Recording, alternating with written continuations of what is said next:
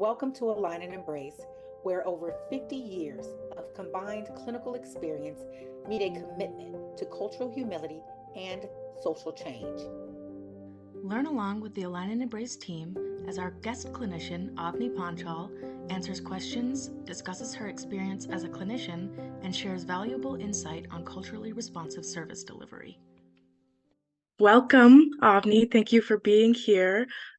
So everyone from our team sent me questions, and some of them were similar, so I went ahead and grouped them all by topic. So anyone from our team, if you want to provide extra context for your question or you have follow-up questions, just go ahead and chime in. We want to hear from you all. And looking forward to asking these questions and getting your wonderful insight on them. So if you'd like to add anything before we get started, feel free. Otherwise, just give me the thumbs up and I'll go ahead. All right. So our first set of questions is just about cultural responsiveness as a whole. So our first question for Avni is, what strategies do you recommend for therapists to become more culturally responsive and integrate that responsiveness into their practice?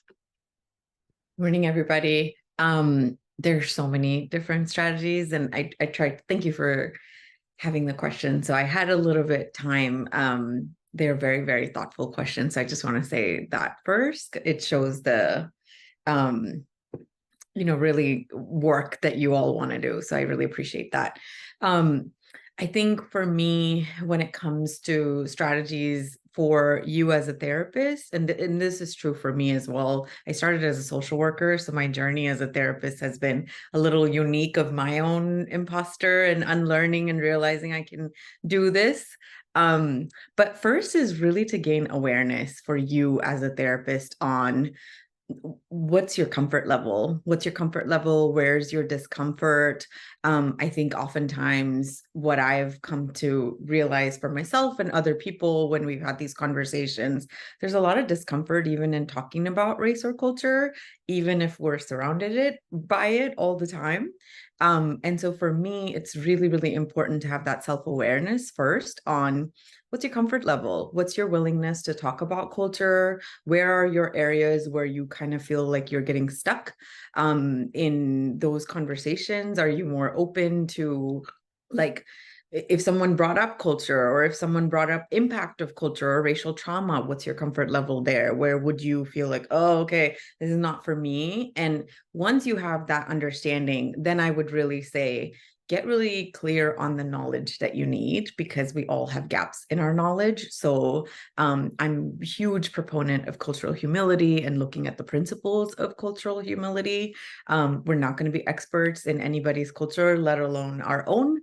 And so I think for me, it's really critical and important that you as a therapist are really learning that knowledge and skills. And I'm not saying training is the checkbox that is going to get you to be culturally responsive, but it will hopefully allow you some skills to get more curious on what that looks like. How do you slow down? How do you voice that you have a little bit more discomfort, or this is an area of growth for you as a therapist in your sessions with your clients, which I know sometimes can feel really uncomfortable for a therapist to say to their client, but I would be rather open in saying, hey, this is a new territory for me as well. So I really want to be curious and respectful. So if you feel like I'm asking questions in a way that doesn't feel good, let's take a pause so I can, really have that conversation with you. So I know those strategies have really helped me as a therapist. So that's what I would really say is, like, getting really aware first and then getting the knowledge base that you need in terms of having those conversations from a culturally humility perspective.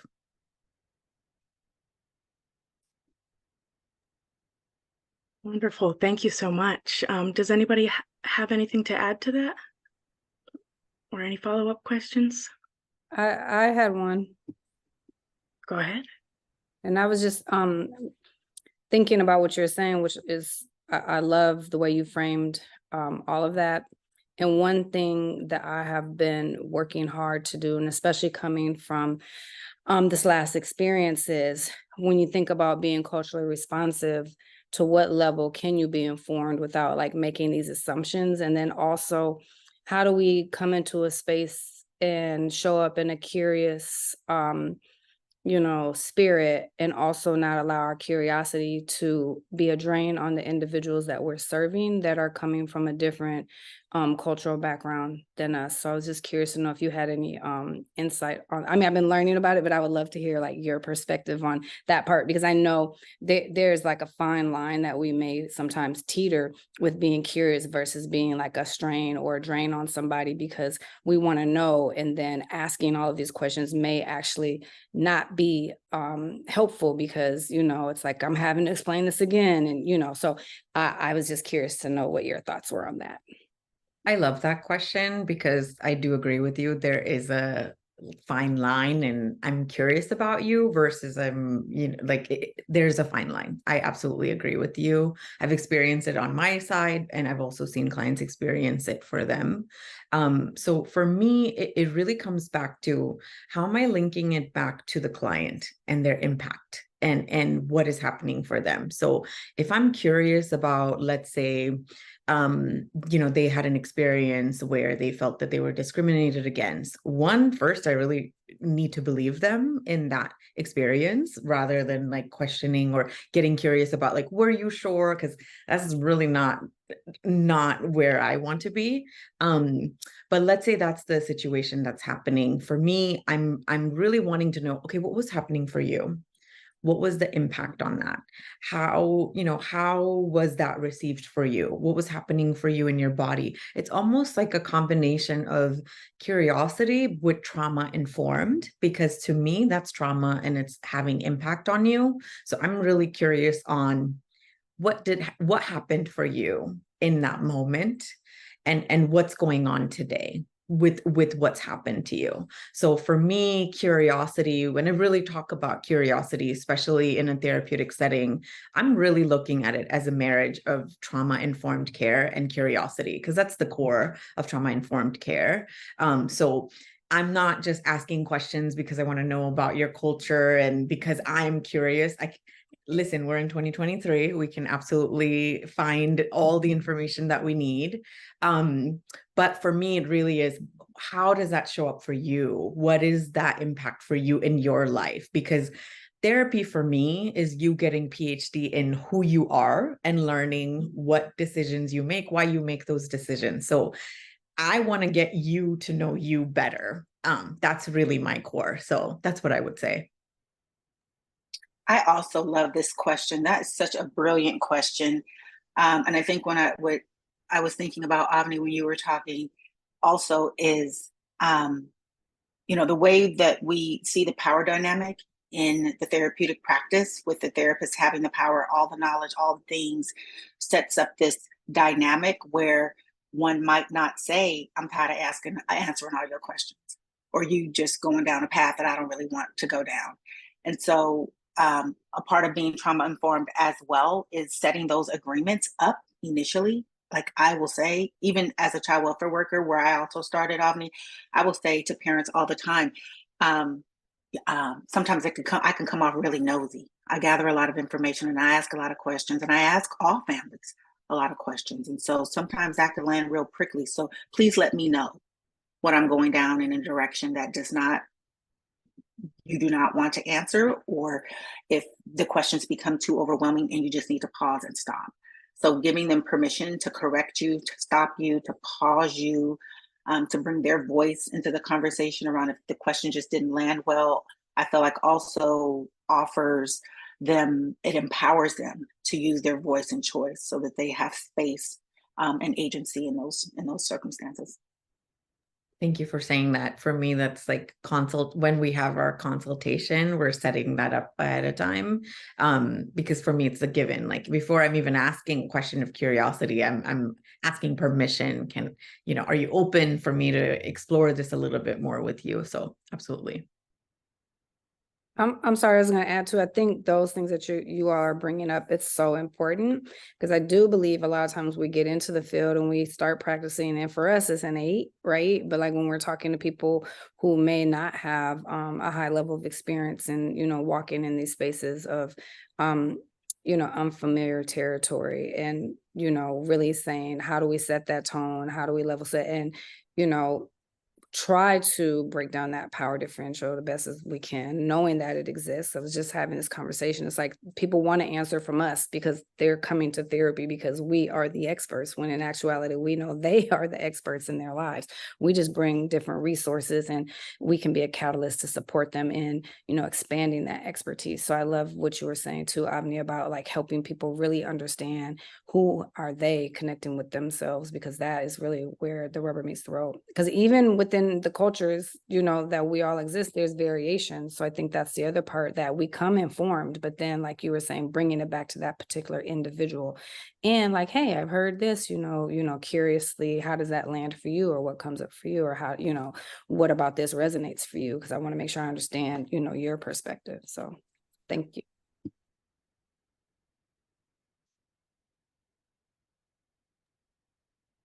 Wonderful. Yeah. And I think a lot of what was just discussed actually touches a bit on the next question that we have on this slide. But I would love to know a little more about this question. So just wondering, as a therapist, how we can create a space that allows for cultural and racial exploration, identification, and deconstructing internal beliefs.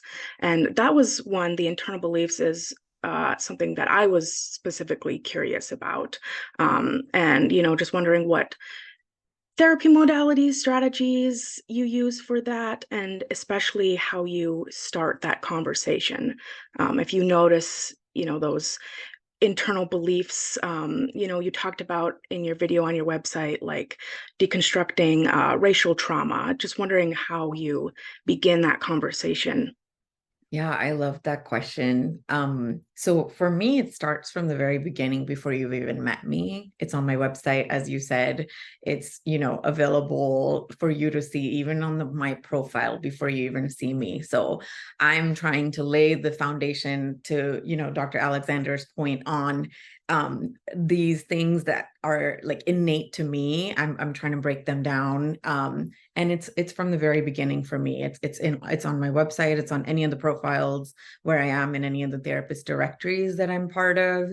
It's really my mission. So for me, it's like, before you've even met me, kind of where I stand. I don't make any qualms about it. I'm very clear about that ahead of time. So you don't have to guess, because I think it's really important, if I'm going to be your therapist, that you have an understanding of how I'm going to show up. So that's one for me.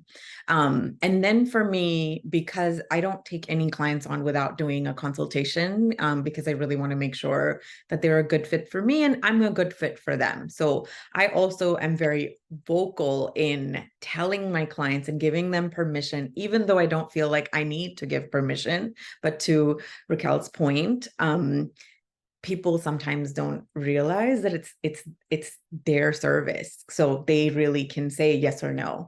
And so even at the end of the consultation, if I've had a really good consult, I will still tell them, I would recommend, if you want to see more people, just to have a consult, because at the end of the day, I have the skills and you have to be comfortable. And if you're not comfortable, this isn't going to work. And so I'm very clear on that from the very beginning. So during my consultation, it's about 15 to 20 minutes for a consult.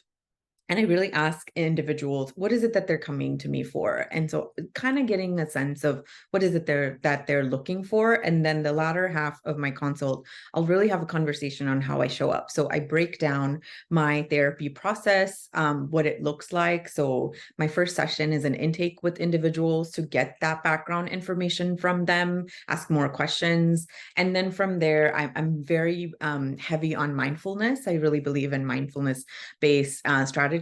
So my sessions start with like a 2-minute mindfulness meditation. And then we kind of go into what's coming up for you? What are the goals that we have? And so I really break down the process for people. In that consultation, I also, whether the conversation of culture has come up or not, usually it has, but if it hasn't, I will still share and vocalize openly, hey, I just want you to know, I'm very open to talking about culture, and this is something that I'm passionate about. So if it ever comes a time that you want to bring up, identity or culture, because for me, they're all interconnected, I just want you to know I'm very comfortable in having that conversation.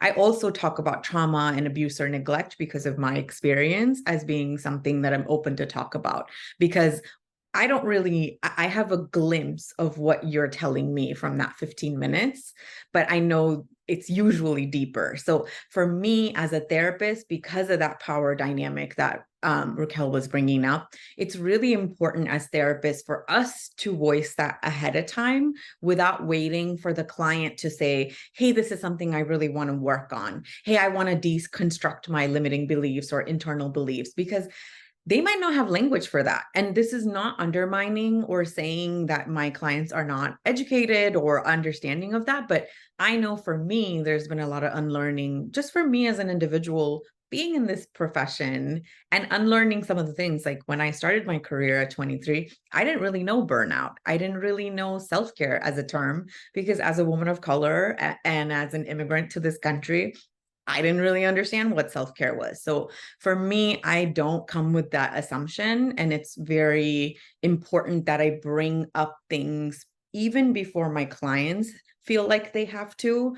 And I often find when I bring up the difficult conversations or even give permission for those topics to be part of our conversations, I feel like people have this like, okay, I can come up the way I want to. So in my consults, I also talk about like, hey, I don't come with an agenda, but that doesn't mean we're not going to have a conversation. I don't expect you to come up with an agenda either. We'll have some goals set up. So if we happen to have a conversation one day in our session where you're like, I don't even know what to talk about, don't worry. We'll go back to our goals and look at how that's happening for you today, what's worked, what's not worked. And so I really want to make sure that my clients understand they don't have to like show up a particular way or be a particular person. I also in that conversation will say, hey, we might start with work is really important, and then you will realize as we go deeper, this is showing up in another part of your life and another section of your life, because it's very common that it might show up in another section of your life.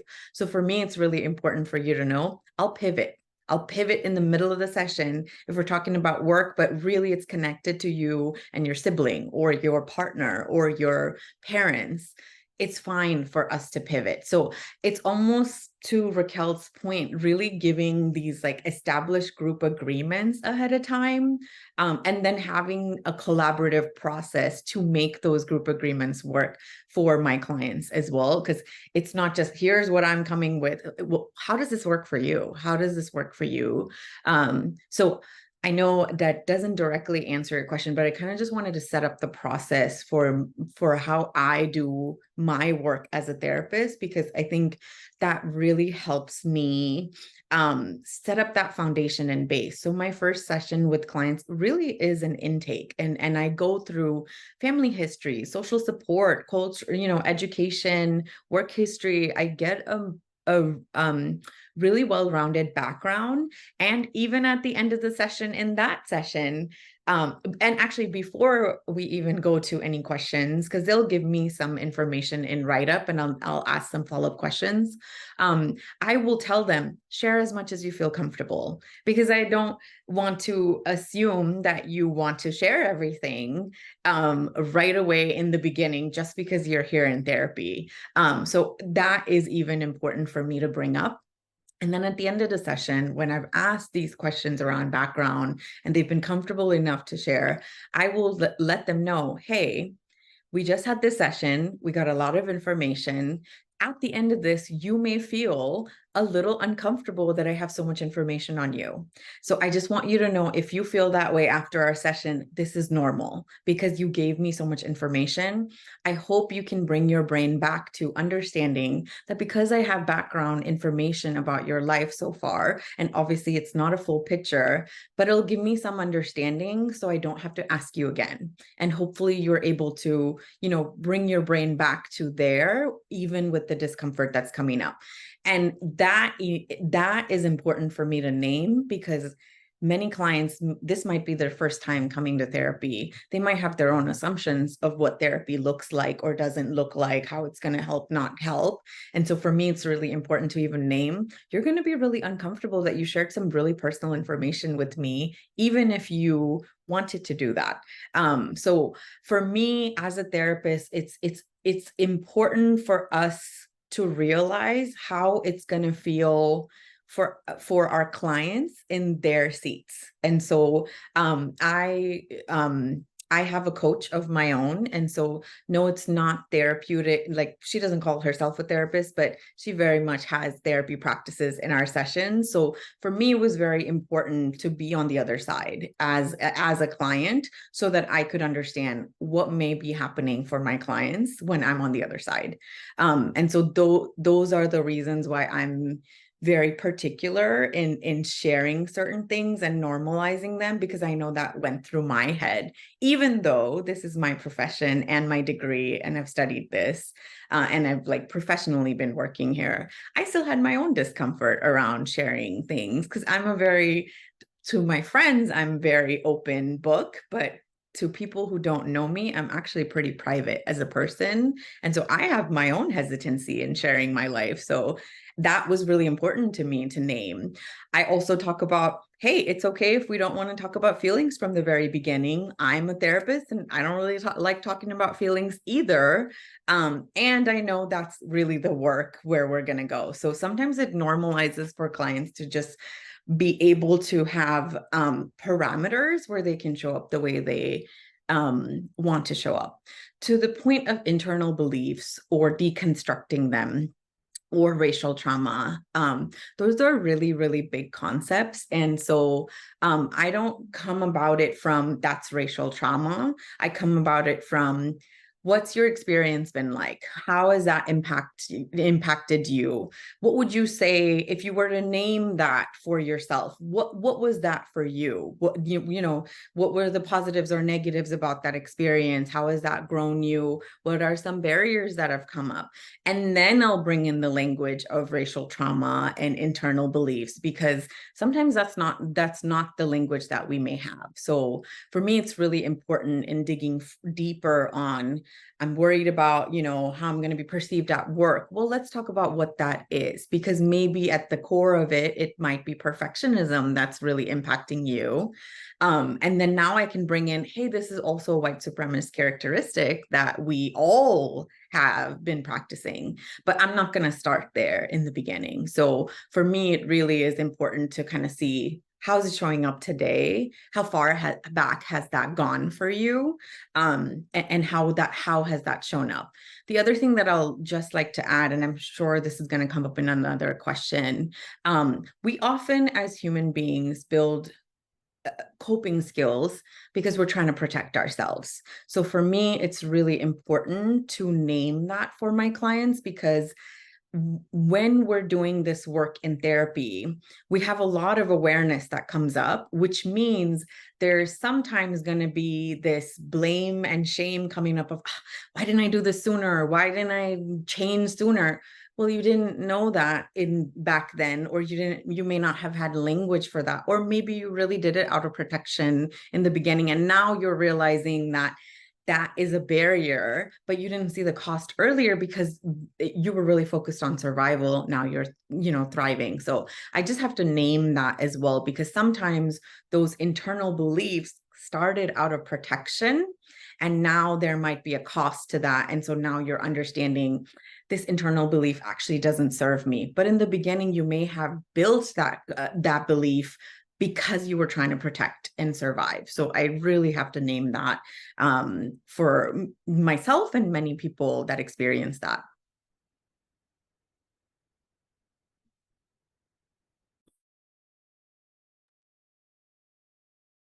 Yeah, absolutely. I mean, my brain went in so many different directions on that. That was amazing. Does anybody else have anything to add to this topic before we go on to the next question? I did have a All quick right. question actually, just based off of like a racial exploration. How does that, I know you kind of covered like how you create that space for those conversations, but is that something that comes up frequently in your session? Like maybe somebody who is not familiar with where they stand or what they identify with themselves. And what does that kind of look like as far as like encouraging them to look into it, or maybe they don't necessarily have like the familial support to kind of do that research. How does that look? I love that question because I definitely have had clients who are, identify as people of color, but don't really connect with the identity of people of color. And so for me in those settings, the conversation has started around, well, one, they know that I'm open to talking about it, and this is a space that I'm providing. I will go to how did that show up for them in their family first, because to connect it to a racial identity or ethnic identity which they don't connect to, that's not really where I want to start. So my conversation is going to be more around, and I'm thinking of one particular person in my mind right now, where I really started the conversation around. So what was that like for your family? How did that show up for your family? And what would you say, what do you think, that what was happening for you? What was happening for your parents? How did you learn that? Where did they learn that? And then I can bring in, um, how does this come up culturally if you were to think about your identity or how you are perceived by people, even if that's not how you're connecting? What do you think are some of the assumptions that are being made of you, or what do you think are some of the ways that you're being perceived? And so I would go about it from like, where is this for you, your family, and then culture? Because I have, you may be someone that, can be like you're like visibly looking like a person of color, but maybe you're not, you're not really connected to that identity. You haven't explored it in that way. And so for me, it's really important to just start with their own family unit and how that showed up for them. And that was really what I did with this particular client as well, because they didn't connect with their identity for myriad of different reasons. And so for me, it was like, how did that show up for your family? And now we're able to have conversations around the myth of model minority as an Asian person and how that impacts and what are some of the barriers for that particular thing. But I didn't start there in any way, shape, or form. Oh, thank you. Yeah, that was really insightful. I think that really helps. I know I'm not necessarily at that level yet as far as like providing therapy and things, but I know we do have those kind of small conversations in our classes and just like with people that I know personally. And so that kind of helps allow me to kind of like open up that doorway. So maybe that's something that we can talk about as well. Yeah. So thank you. Yeah. And the other thing that I would say, because I love your question, and it kind of puts, I have another like on the other side, like I have people who come because they see me as, identifying the same ethnicity as them. So I have a couple clients who are like, oh, I love that you're Asian Indian because I really connect with you. And for me, I'm really grateful, and it makes me very happy. And I also name from the very beginning, I'm very happy that this is a moment for connection for you. And I just want you to know there might be times where my lived Indian experience might not be the same as yours. And so in those moments, I don't want to make assumptions. So I might have some follow-up questions because I think I know what you mean by a joint family or some other terms that we're using, but I may ask a follow-up question just because I want to understand. So I also have this on the other side where people, oh, great, I love that you are, like the same ethnicity as me. And I really, want to support that. And I will tell them like, I don't want to make assumptions that my lived Indian experience is the same as yours.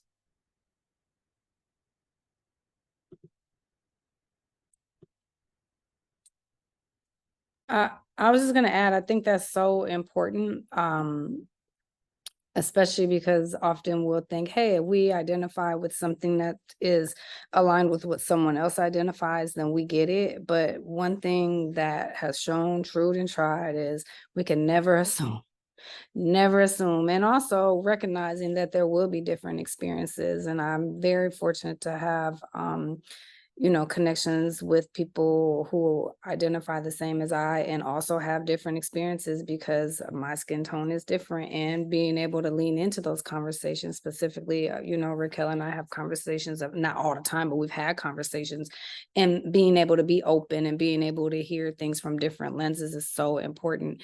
And so when you have someone that's a therapist that you're coming to and, you're having that trust, it is important to recognize, like, we may have some of the same, identity, assignments, or we may, assign ourselves or, receive that as an identity, but it doesn't mean that our experience is going to be the same, because everybody is an individual. And I think that's what's so beautiful about culture, is that we can belong to these different cultures, but we also, are going to typically have variables that are going to make us unique and distinct, which is, so important for us as therapists to not lose sight of. So I think what you're saying just really highlights that. Thank you.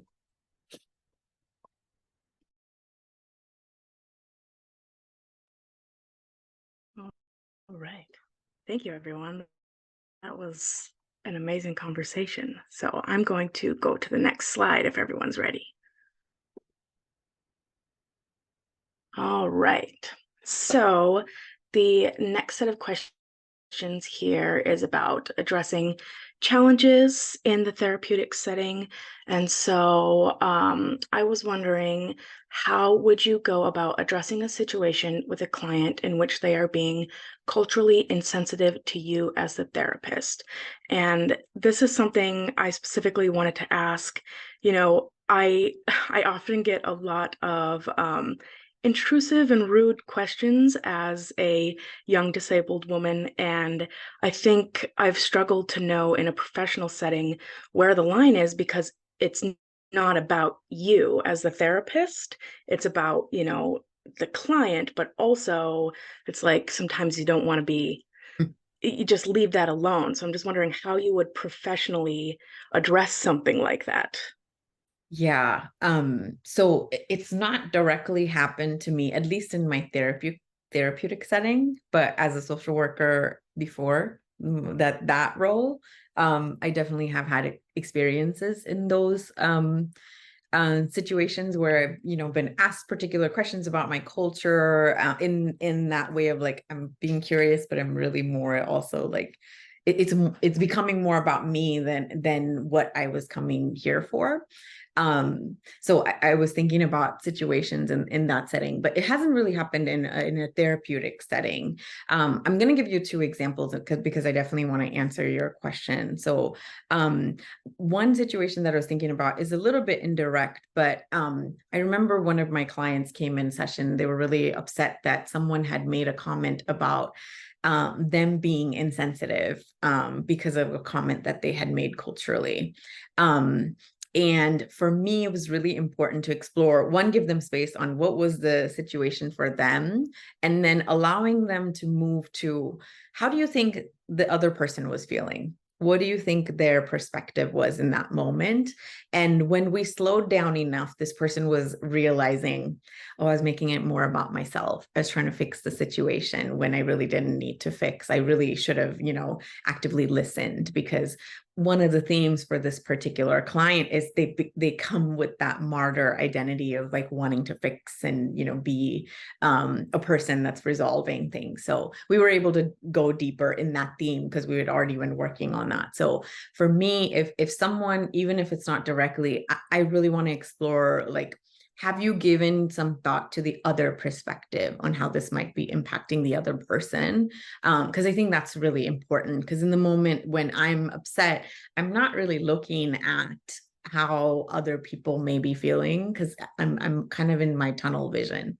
Now, I've had situations in my therapeutic setting where people have asked me hey, I know we're in therapy, but I really want to know about you, because and then this has happened to me where one of my clients had said, I'm going to be sharing so many personal things with you. I want to know a little bit about you, and I have some questions. And if you think about how we've learned in the school setting, like client is the most important, we have to weigh our disclosure and our sense of self in the picture. And so I'm kind of like struggling with that back and forth as well.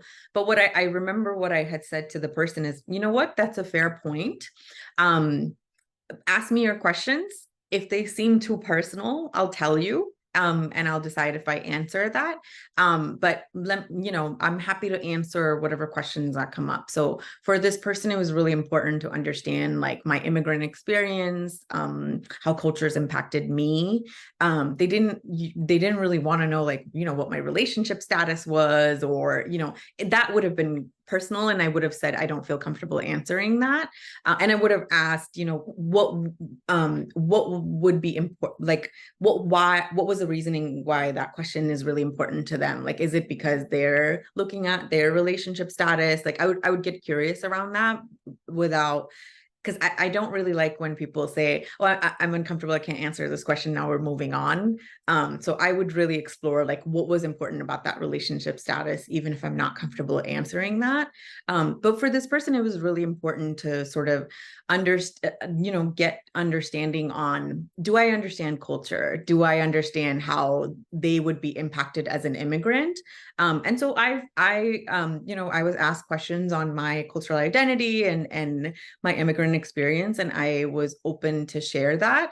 But I've had instances where clients have said, hey, I have questions for you because I'm going to be asking, I'm going to be talking a lot of personal things, and I want to know you a little bit more.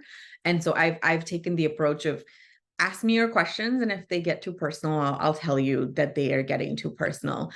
Now, I know that's not what I was taught in grad school, but I have learned that that is something that works for me, is figuring out what the comfort level is for my clients. So that's what I've done. But if, let's say, someone was making an insensitive comment, particularly about my culture or me as a woman, for example, I would really weigh out what's going on for them first before I even bring it up. So I still might bring it up, but for me, like, let's say it's like they're really upset about something, and this is coming out of anger because they're really upset about the situation. I kind of have an idea this isn't about me, and so I would explore that first, and then bring them back later to, hey, I just want to bring up, like, I don't know if you intended, but that comment can land a different way because of how you said it. But I might not stop right away. I would let them have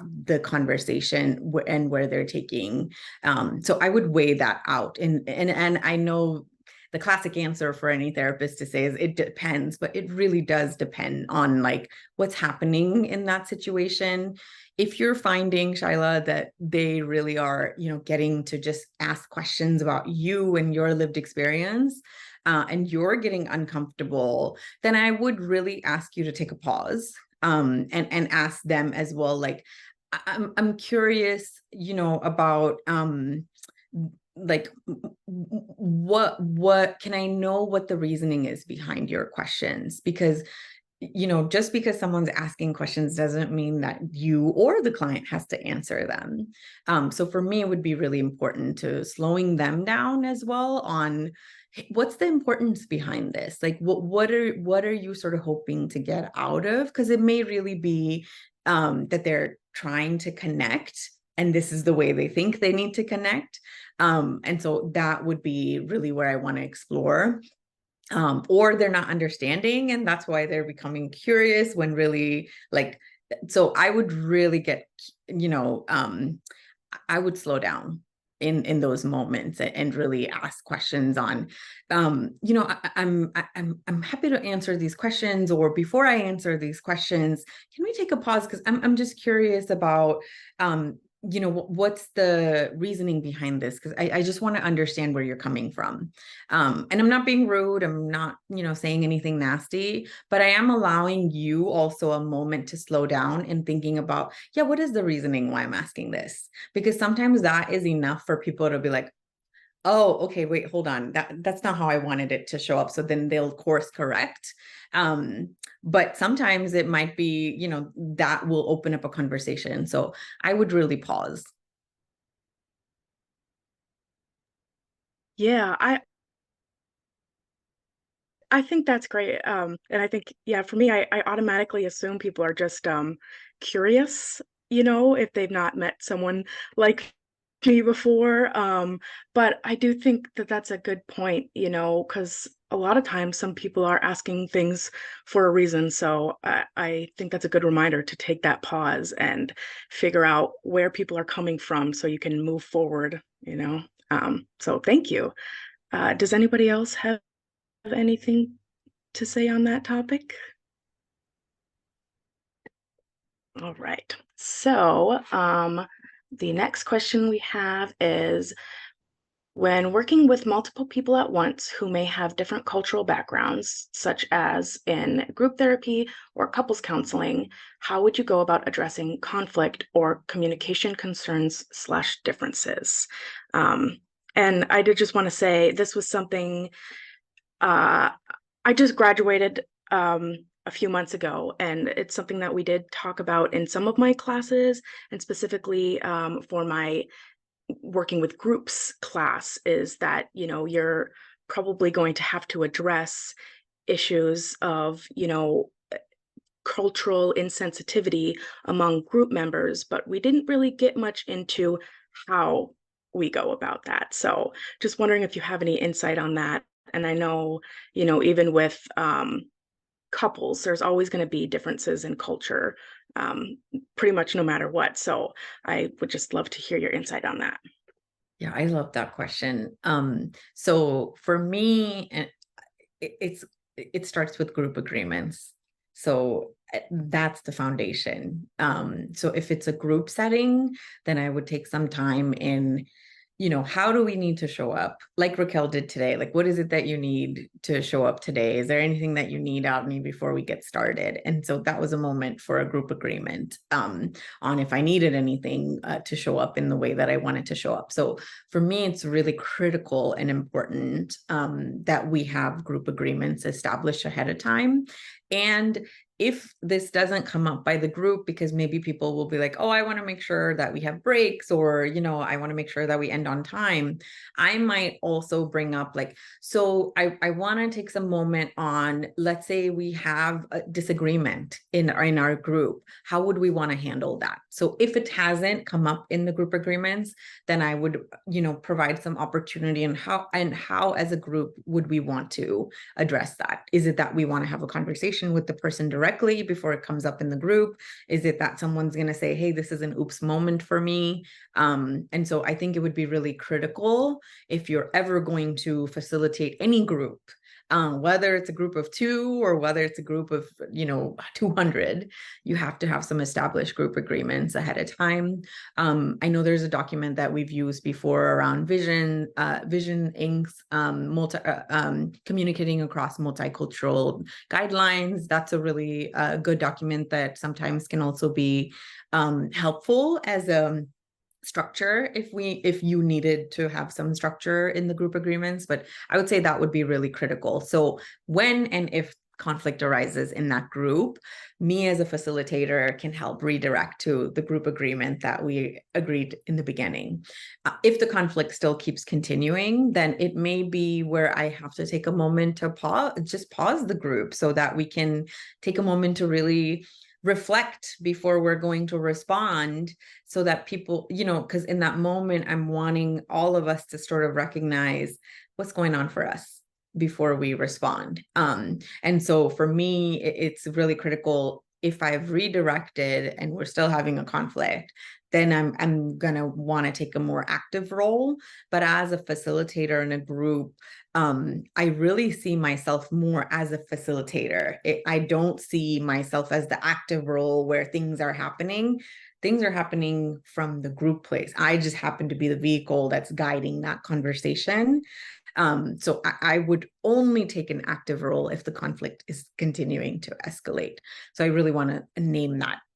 In a couples setting, because I do individuals and couples therapy, just like in my individual consultation with my couples, the group agreements are ahead of time. So they start at consultation, even if we don't move forward with a being having couple sessions, but it starts from consult. So I do have individuals sign a document that's like a no secrets policy, where I'm very clearly stating that I'm not going to hold secrets for one person over the other. So if there's something that you're wanting me to know but you don't want the other person to know, that's not going to be something that I'm going to be able to hold, because my client is both of you. And so I'm very vocal, and I have that in writing in my therapy setting. The other thing in the beginning on my first, so the way I do couples therapy, the couple session for me is an intake process of 3 sessions.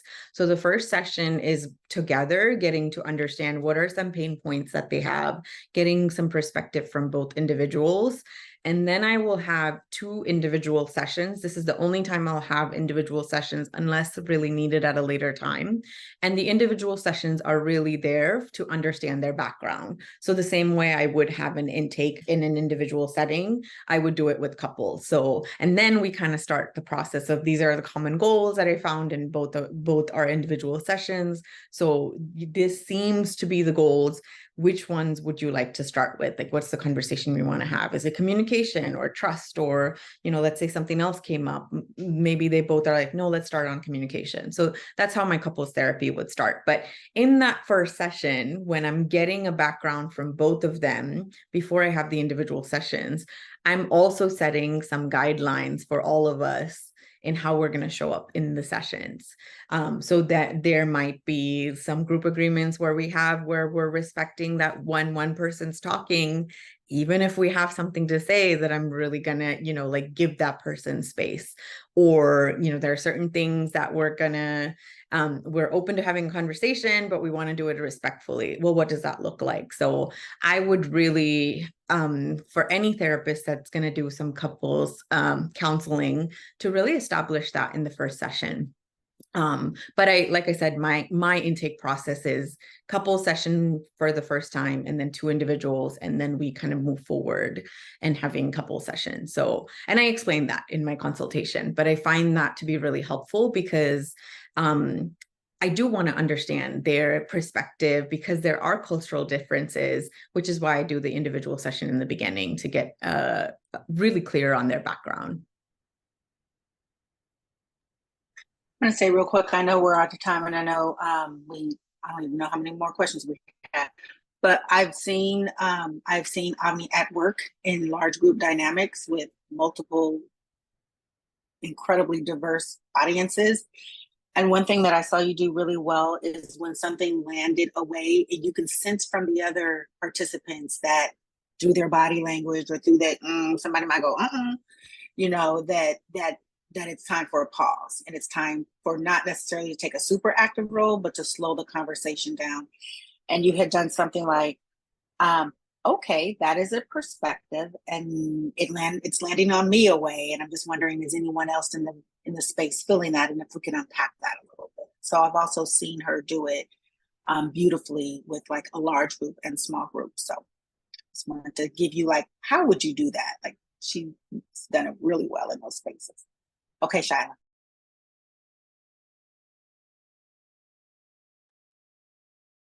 Well, yeah, I just realized that we're running low on time. I was enjoying the conversation so much, I didn't even know we took up this much time. So perhaps we could just finish the last question on this slide, at least. The first 2 slides were mostly about cultural responsiveness anyways. So yeah, I guess in addition to the challenges that we've already addressed from this slide, if do you have any other examples of key challenges that you've experienced or have tips on when providing culturally responsive care? And yeah, how you would go about addressing them. Yeah, and I'll try to be quick too, because I want to make sure that I'm honoring time as well. So for me, there's also systems at play here that we're all working under, and I can't name. We can't talk about challenges in therapy and not talk about the systems piece of it. So I think it's really critical, where one of the barriers for me as a therapist, or even for my clients to seek me out, is health insurance. And I have my own feelings around that, which I'll table.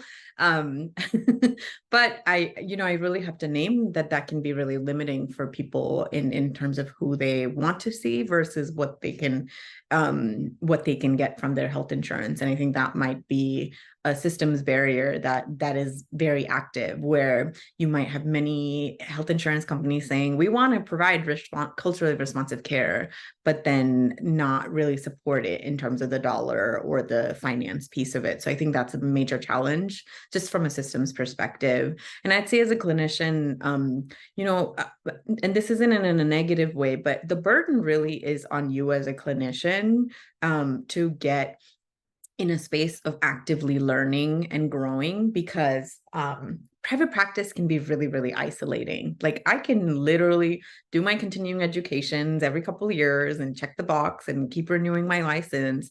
And I never really have to consult, and I never really have to take any trainings if I don't want to. So I really think it's critical for us as clinicians to see that that burden is really on me to learn and grow consistently, constantly, because if I don't do that, I'm not going to be in a space to provide culturally responsive care. So for me, it's really critical, because I came from a social work background, and Raquel knows this. When I was transitioning to private practice, it was the most scariest thing I've ever done, because I felt like I was going to lose my network and my support. So I have really established my private practice in a way where I'm not isolated. So I have consulting with other therapists.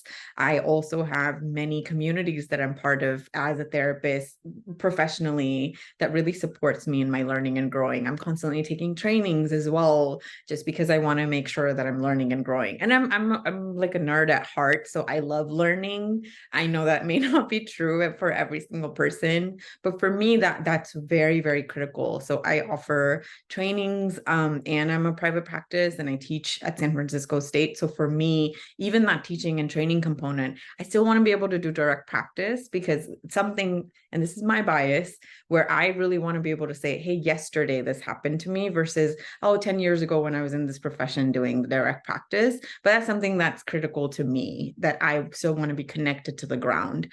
And so I think as a clinician, you really have to, realize that the burden's on you, because you have your mandates from the state, but they're not enough for you to ever really feel well-rounded. And you're never going to feel really well-rounded, but even the rules that are there, they're nowhere near enough. I know it's changing, like for California, they are really, and many other states actually, because I'm licensed in a couple of states, they really are, really trying to have culturally responsive trainings as a part of your continuing education requirements, but it's nowhere near what's needed. So the burden really is on you as a clinician. And I'm a big believer in self-compassion. So for me, realizing that you don't have to be perfect, you're going to make mistakes, you're going to show up in a way that you didn't mean to. And so how are you, apologizing so that you can move on in a way where it doesn't become about you, is going to be really important. So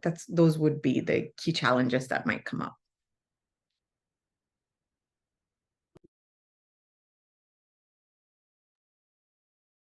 Amazing. Thank you so much. Does anybody have anything else on this before we wrap it up? Well, I would say, more in response to the previous question, it's amazing. Like, I was here today for a reason. All weekend, a very close couple in my life, a personal relationship, has kind of called on me to be referee in their relationship. And I love your suggestion to have like rules for disagreements. I think that's brilliant. And something that I think they can employ very well. So, I mean, it's really consumed my mind all weekend. And like here, I feel like you provided great answers and insight for me. So I appreciate that. Thank you. I really also hope that you take care of you, because in those moments, as the social worker and clinician that we are at heart and want to help everybody, I hope you also understand that some of this is going to be their journey. And so at what point do you provide guidance and support, but realize that it may not be an active role? So I really hope that you are also able to find that balance. And I did have a quick question as well.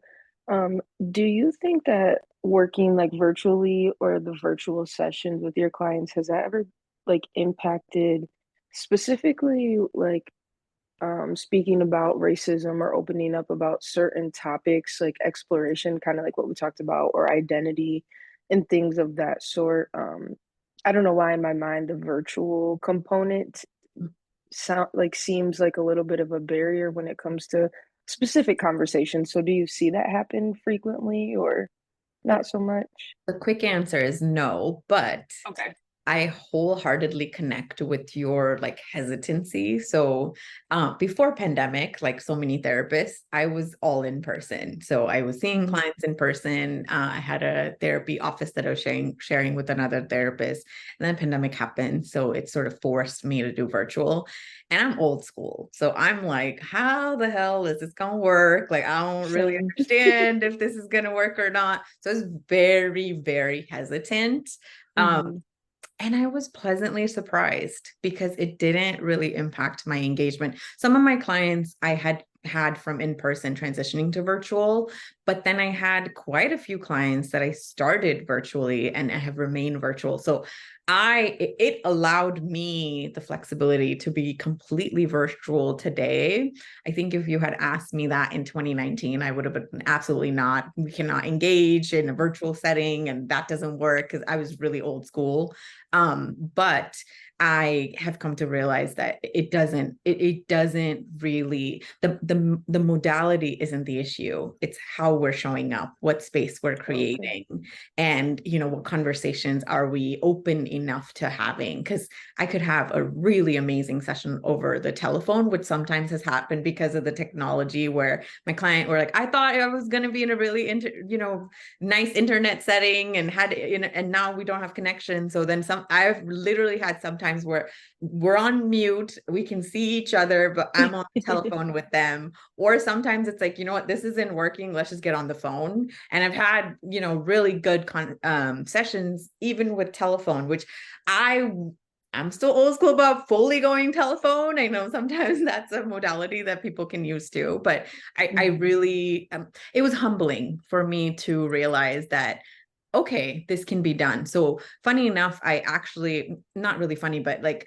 I also got trained in EMDR virtually over virtual training during the pandemic. And I had skepticism around doing EMDR virtually, but I learned it virtually. So I practiced that in my sessions virtually as well. And I can tell you it definitely works. You really just have to make sure to have some parameters around, like, okay, if something is really elevating, like, who's your support outside of me? Because I'm not physically there with you. So you have to have that conversation. I also have a document of telehealth practices and getting emergency numbers for people in case that's ever going to be an option that I have to utilize. So you have to set yourself up a little bit more in virtual practice, but it's not impossible. But I just wanted to kind of name, like, I was right there with you in the beginning of 2020. I was like, I don't know how this is going to work. So I get it.